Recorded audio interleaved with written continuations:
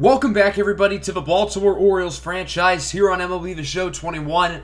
Today we have games 2 and 3 of the World Series.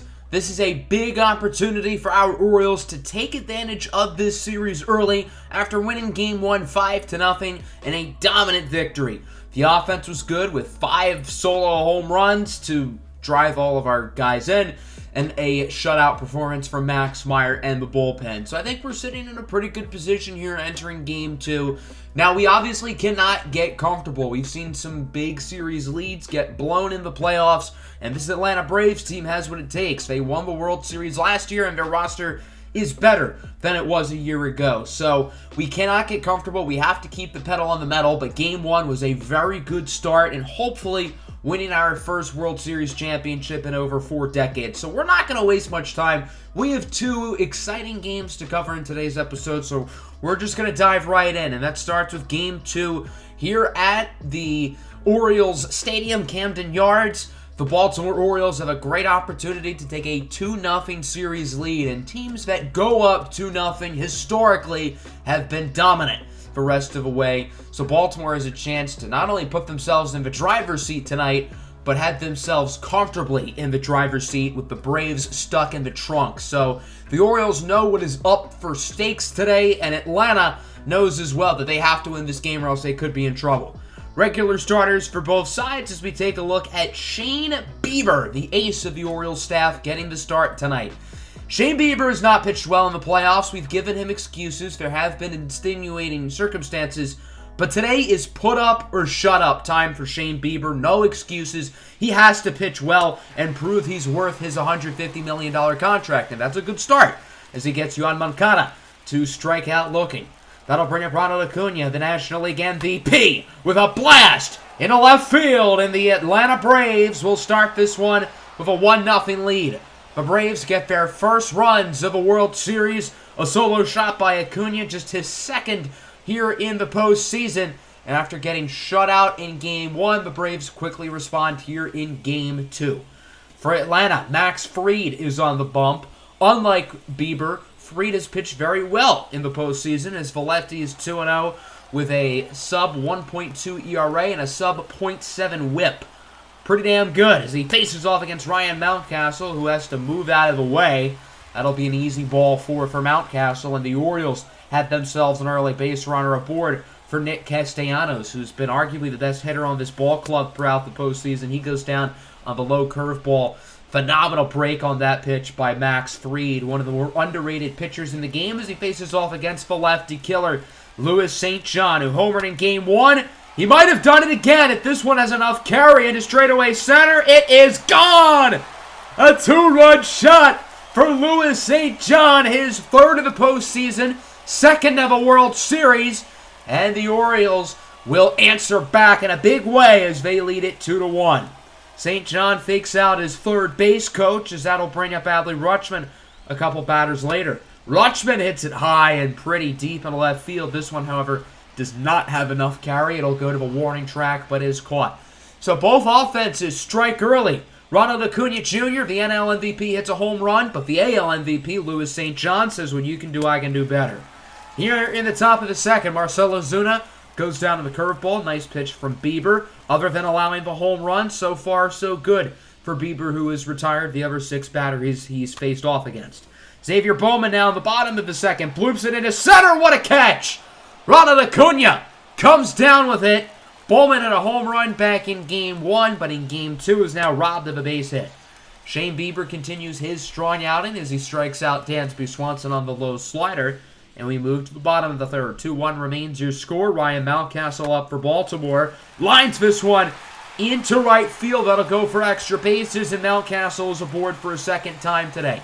That is the first base hit from either team that stayed in the ballpark. The only other base hits today were the home runs by Acuna and Louis St. John. Nick Castellanos singles it into center field. Mountcastle rounding third, headed home. The throw from Acuna is not in time, so it's an RBI single for Nick Castellanos, and the Orioles will take a 3-1 lead. That'll bring up Louis St. John now, the 2-run homer in his last at-bat. Definitely not a 2-run homer here. The only 2 on this play is the amount of outs the Atlanta Braves turned They're on a 5-4-3 double play. But not a bad inning as Baltimore drives in another run and extends their lead as it's now 3-1. And we move into the fourth. Yoan Moncada leads things off. He hits it into left. St. John misses it.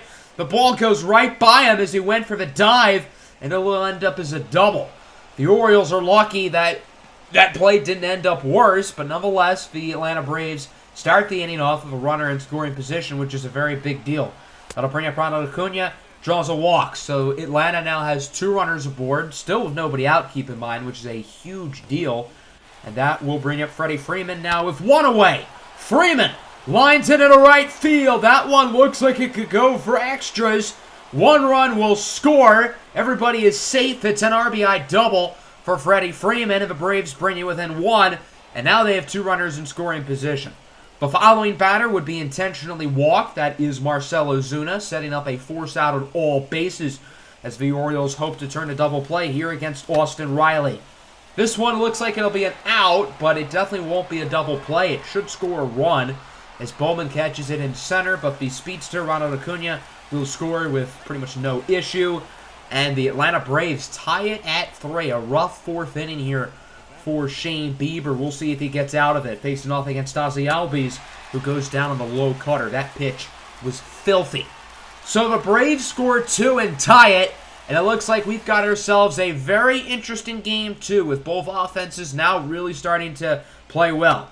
Lenny Lane bloops it into left field. That one will go for a hit. Lane rounding first, headed to second. And the throw from left field is in time. They got the speedster, Lenny Lane, out, trying to go to second. Looked like he was running with a piano on his back as the Braves turn the first out of the inning. 2 away now for Carmen Sixto, who's really performed well down the stretch here in the playoffs. He checks the swing on the fastball. So it's a scoreless inning there for Max Fried.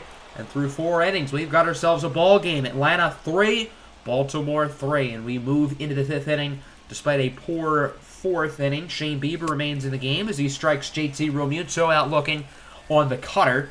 So a good start there for Bieber, who is now striking out 5 batters today. That'll bring up Yoan Moncada with 2 away. This one is hit between the third baseman and the shortstop. The throw from Castellanos is not in time. So it's an infield single for Yoan Moncada, and we'll see if the Braves can capitalize here with a late base runner. It's going to be Ronald Acuna who singles it into left field. So the Braves are starting to do some more damage. They get 2 aboard with 2 out. The meat of the lineup is due up, and Atlanta has a real shot to break this game wide open. That, it looks like they might do. Franmil Reyes singles in into right. Both runners will move forward 2 bases, so Moncada scores. Acuna advances to third, and the Atlanta Braves are on top. It's now 4-3. Bieber remains in the game, and that looks like it's a big mistake. Freddie Freeman with a blast into right. It stays fair, and it's gone.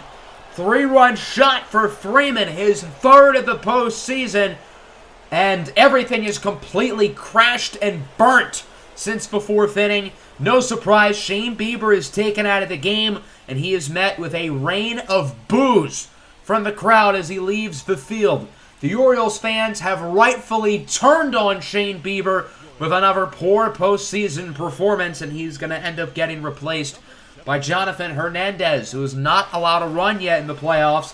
Hopefully he can stick true to that here as Marcell Ozuna draws a walk. It's going to be on the low sinker, so the Braves are going to keep on getting runners on.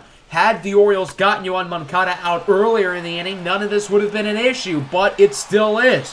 Riley hits it off the top of the wall. Ozuna rounds third, scores safely. It's an RBI double for Austin Riley, and the Braves have put up a 5 spot here in the 5th inning, and they now lead by 5.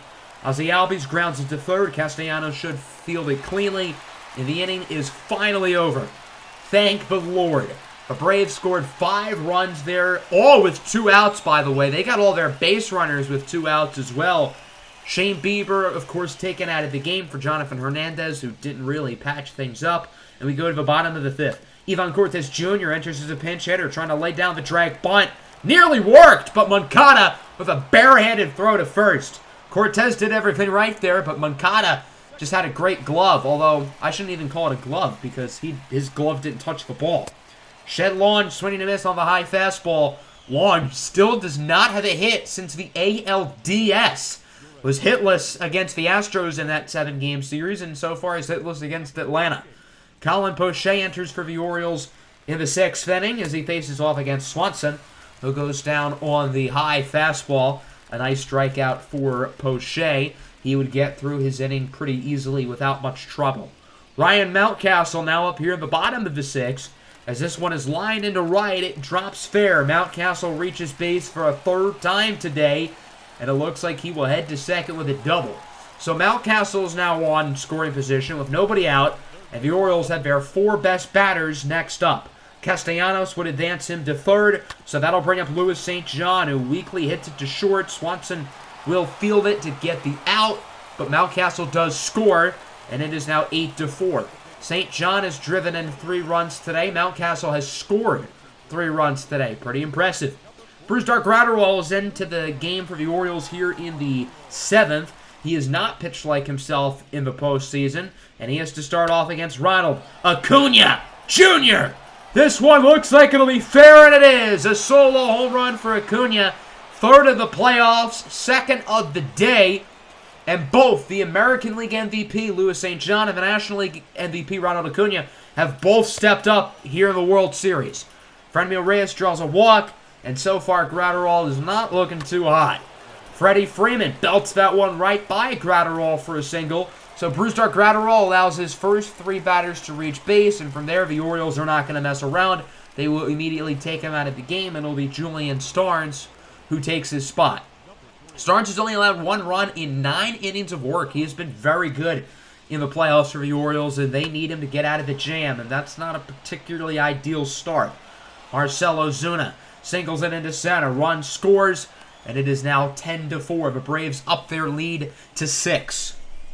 This game has very quickly turned into a disaster for the Orioles, who have to get out of this jam, and I suppose this is a good start, forcing a quick little double play. The 1 runner does advance to 3rd, but now they're going to need a base hit to drive him in. It'll be Ozzie Albies, who's 0 for 3 today, really the only Atlanta batter who hasn't been good, and he lines out to short. Nice play by Mountcastle. So the next couple of innings were pretty uneventful. Both offenses sort of cooled down, particularly Atlanta's. Ours is already cooled down.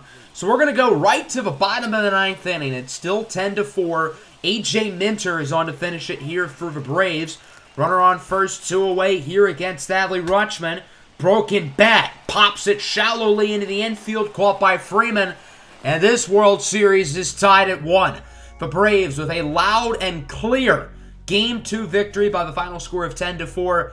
This was a very important game for Atlanta. It wasn't necessarily must win, but it did kind of feel like their backs were against the wall a little bit. And they have made this into a series. Their offense was very good. Their pitching was very solid. Max Fried went 7 innings. I'm surprised they kept him in that long. Our offense just didn't really have a sense of urgency. Other than our top 4 batters, nobody in the rest of the lineup got a base hit. That, I believe, would be a combined 0 for 16 between the final 5 batters in the lineup. And other than really St. John and Mountcastle, nobody on this team was impressive at all. The pitching was not good. Shane Bieber really struggled, and although the bullpen wasn't terrible outside of Graterol and Hernandez, it obviously was not enough to win this game. So before we hop into Game 3, which will be shortly, we need to have an honest conversation here about Shane Bieber, because so far, the 5-year, $150 million contract we gave him has completely blown up in our faces, in my opinion. And he was phenomenal in the regular season. He was 2nd place for Cy Young.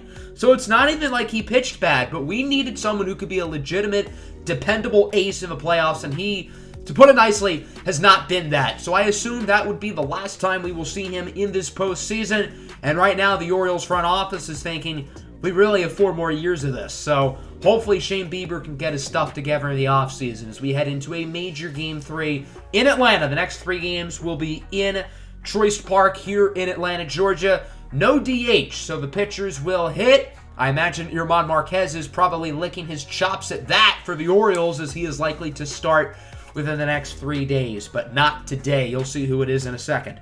Again, regular lineups for the most part. Carmen Sixto is playing 3rd.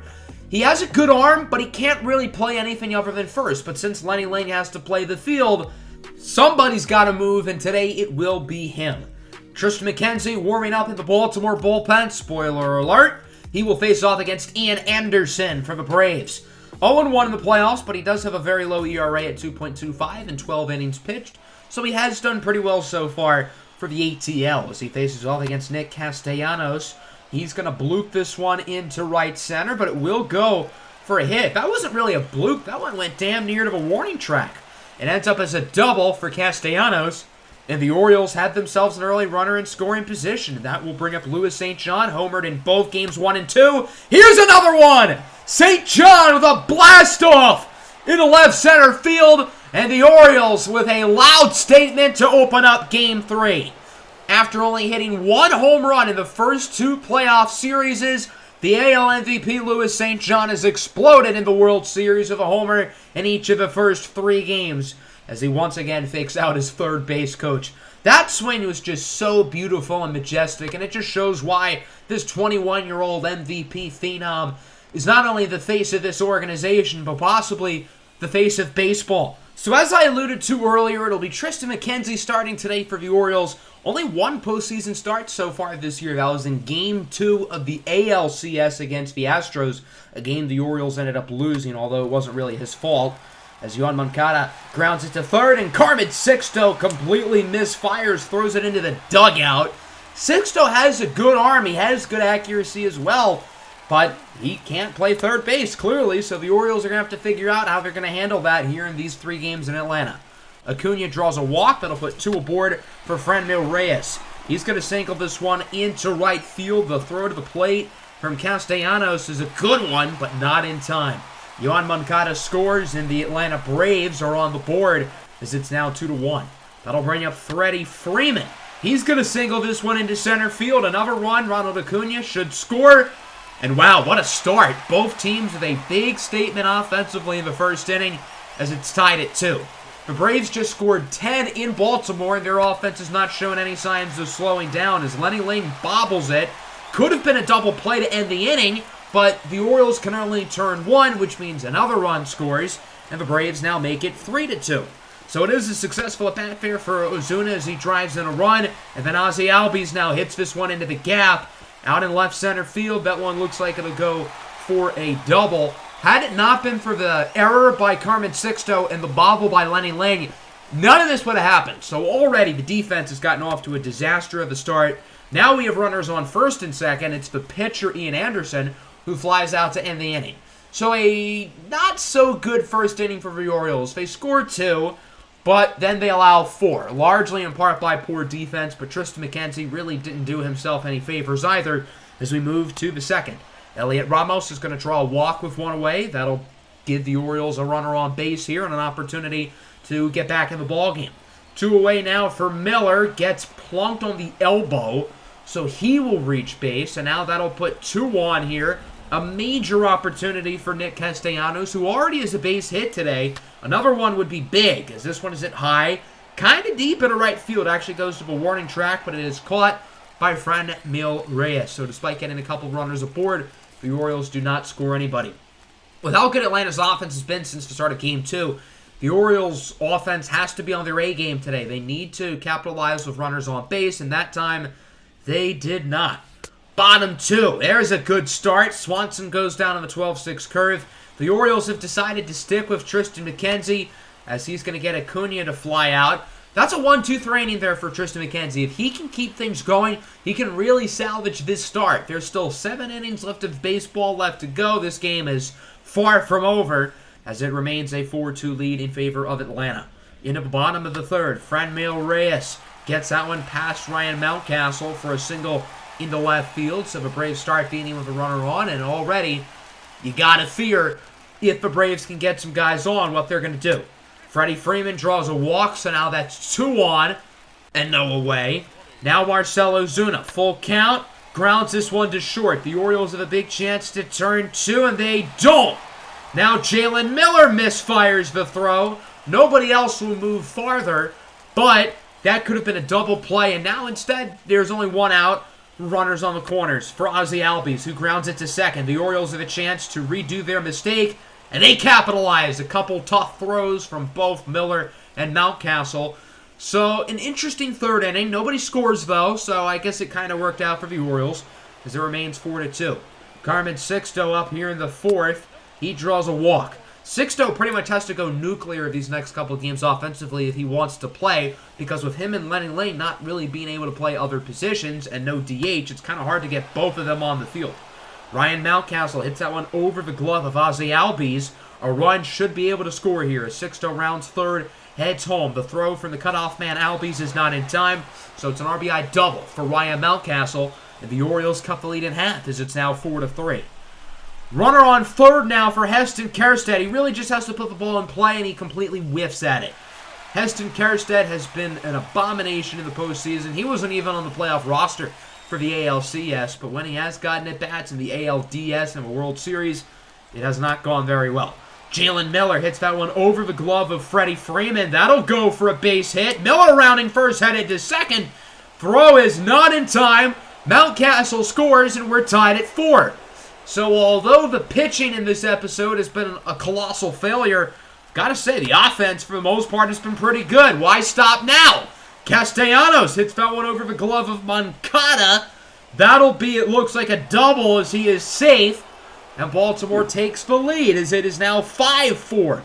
Clutch, 2-out hitting here for the O's as we go to the bottom of the fourth. A pitching change for Baltimore. Will Brooks will replace Tristan McKenzie. Brooks has allowed 4 runs in 9 innings of postseason baseball.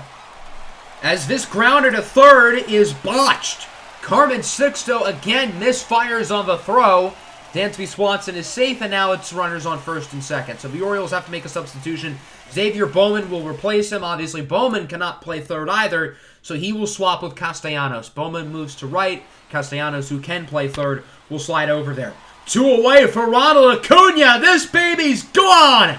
A 3-run shot for Acuna, and the Braves are right back on top. The Orioles scored 3 in the top of the fourth. Atlanta scores 3 in the bottom of the fourth. Acuna now with 3 home runs in the World Series, all of which have come in today's episode. Franmil Reyes now hits this one high into left field, past the glove of St. John for what looks like a double. Another big 2-out stretch here for Atlanta, and you know, if Carmen Sixto makes that throw earlier in the inning, this is not an issue. The inning would be done, but instead, the Braves are going to continue to pound on this lead as Freddie Freeman hits it into the left center gap. Reyes scores, and it's now 5-8 in favor of the Braves. And they still have a runner in scoring position for Marcell Ozuna, and he's going to keep this inning alive with what looks like a single into right field. Freeman scores, and you can now make it 9-5. The remarkable thing here is that 8 of the 9 runs scored so far today by the Braves, as the Orioles get out of the inning, 8 of the 9 runs scored today have not been earned. They've been because of errors. So it's the defense who is really blowing it for Baltimore, and the pitching hasn't helped their cause because they're allowing a lot of these base runners to get on in the first place. We move to the 5th inning now. Adley Rutschman lines it into center field for a single. Even though the pitching and the defense has really let the Orioles down, the offense is looking great today. They've scored 5 runs through 4 innings. They're not showing any signs of slowing down here as Ryan Mountcastle steps up to the batter's box. He's had a very strong World Series up to this point, at least offensively, as he hits this ball high, deep into right center, and it is gone over the fence for a 2-run shot. Mountcastle with his 5th home run of the playoffs, 2nd of the World Series, and the Baltimore Orioles bring you within 2. Both offenses have just completely exploded in this ball game. If you like high-scoring, drama-filled matchups, then Game 3 of the World Series has been your type of day. The Braves finally make a pitching change. It'll be Ty Colbrith, the lefty lawn reliever, who has an ERA hovering around 11. Checks into the ball game. We'll see if he can keep Atlanta afloat. As with 2 away, he faces off against Elliot Ramos, who reached base earlier via a walk. He's going to hit this one nicely into the gap for what looks like extra bases. Ramos rounding first, headed to second for a double. So now the Orioles have a runner in scoring position. It appears they are looking to do more here in this 5th inning. A big at-bat here for the pinch hitter, Yermin Mercedes, who does not have a hit yet in the playoffs. Might have just changed that here as it goes high and pretty deep into the outfield, but it will be caught. Not a bad inning, though. The Orioles do score 2, courteous of a 2-run shot by Ryan Mountcastle, and they are now only down by 2.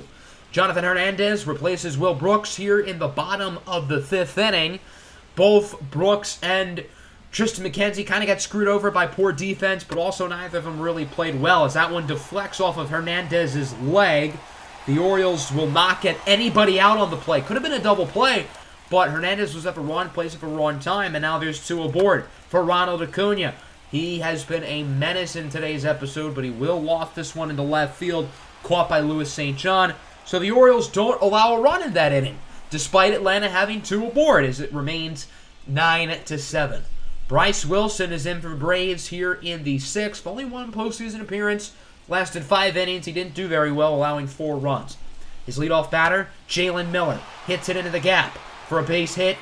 And the Orioles are now in the double figures in base hits today with 10 after only getting 6 in all of Game 2. The offense has completely come to play, and it's a shame that they still find themselves losing.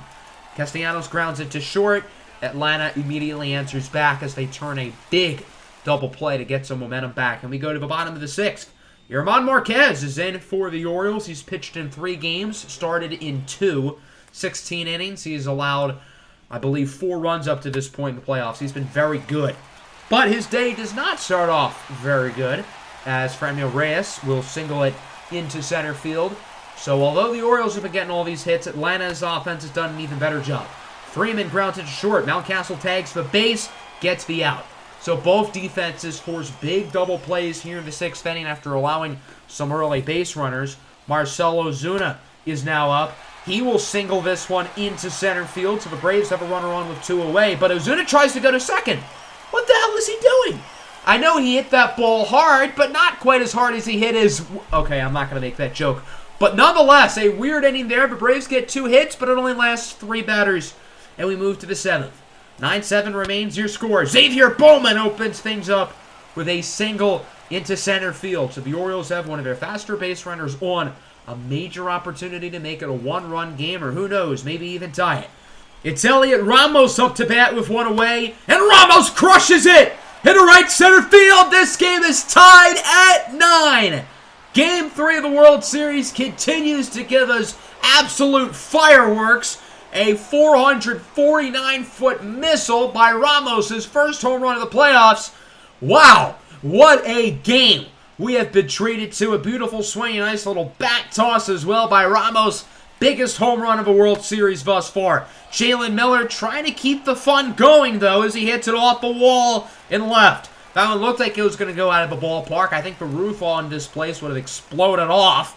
Not that there is a physical roof, but it is a double. And another nice opportunity for Nick Castellanos, but he will have to face off against a new pitcher.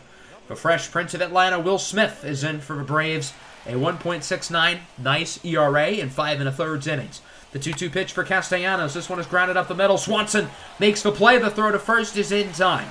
Feels like the Orioles could have done more there, but again, not a bad inning as they tie it up at 9 thanks to a big home run by Ramos. JT Realmuto is now up. He hits this one high. Deep into left field. St. John at the track of the wall. It's gone. St. John was inches away from robbing it. He timed it perfectly, but he misplayed his location. Realmuto's first homer of the postseason puts the Braves up 9-10. With 2 away, Yohan Moncada is up. Christian Pache, the pinch hitter, steals second. And Moncada will capitalize. Singling into left field. That'll drive in a run. Had Pache not stolen, he would not have just scored, and it's now a 9-11 game. So right when the Orioles score 2, what do the Braves do? They double it. Ronald Acuna with his 2nd home run of the game, his 4th in the past 2 games. Acuna has just exploded here against the Orioles, and they now find themselves down by 4. Yerman Marquez is immediately taken out of the game. Julian Starnes enters in his place. It's now 13-9 as he fools Reyes on the cutter. So the offense had something going that inning. They tied it at 9, and again, just like everything else in this game, it has completely fallen flat on the Orioles' face. A.J. Minter is in for the Braves here in the 8th as he faces off against Louis St. John, the lefty killer, who has a big opportunity to put the Orioles back in the game. He strikes out on the cutter. That's a huge play there for Minter, getting Baltimore's best batter out, and the Orioles would do nothing in the top of the 8th. The Braves would do nothing in the bottom of the 8th, as Ozzie Albies will go down on the cutter. Julian Starnes with an inning and a third of shutout baseball. It's a shame the rest of the pitching staff really blew it. Luke Jackson will come in to finish this one off here for Atlanta. As Xavier Bowman grounds it to third. The throw is offline. So Bowman is aboard.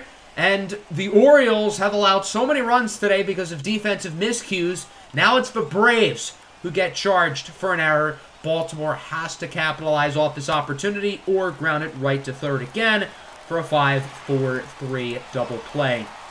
Yeah, you just can't do that. Ryan Mountcastle's been so good in the World Series. I don't want to take anything away from him, but that is a bad at bat. Elliot Ramos bloops it to second. Ozzie Albies misses it.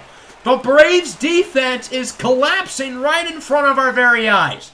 So that'll now bring up Shed Lawn, who has been a disaster as of recent in the playoffs, but he makes up for it right here. Lawn with a bomb into right center field, and the Orioles stay alive in Game 3 for a little bit longer. Shed Lawn with his 5th home run of the playoffs, his first of which since Game 3 of the ALDS. That was Baltimore's first playoff win. They've gotten 8 since then, and the Braves make a pitching change. Sean Newcomb is in for the save, 4 for 4 on save opportunities, as Jalen Miller lines it to first, caught by Freeman. The Atlanta Braves win a thrilling Game 3, 13-11. Our offense scored 11 runs, and we lost. An embarrassing performance by the defense and the pitching. The Atlanta Braves make a loud statement in today's episode. They started today off down 0-1. They now lead 2-1, scoring double-digit runs in both games. Our offense had a historic day, but the pitching was a disaster, allowing 13 runs, 8 of which were not earned. They were off of errors. If Adley Rutschman threw out Christian Pache in the 7th, those 4 runs would not have scored. So the defense was directly responsible for allowing 12 of Atlanta's 13 runs to score. That's not good. Not to take anything away from the Braves offense, who was great. Their pitching, like ours, also struggled, but they made less defensive mistakes, and that's really what this game came down to. So games 4 and 5 will be in the next episode. We have to get back on track. We've allowed 23 runs in the past 2 games, and our offense has really played well. That has not mattered with our pitching and our defense continuing to blow it. So hopefully we can fix things here in games 4 or 5, or else the Atlanta Braves could be looking at a 2nd straight World Series championship. I hope everybody enjoyed the episode, although it was not the result we all wanted. Make sure to hit the like button. Make sure to subscribe to the channel if you are new. Peace out.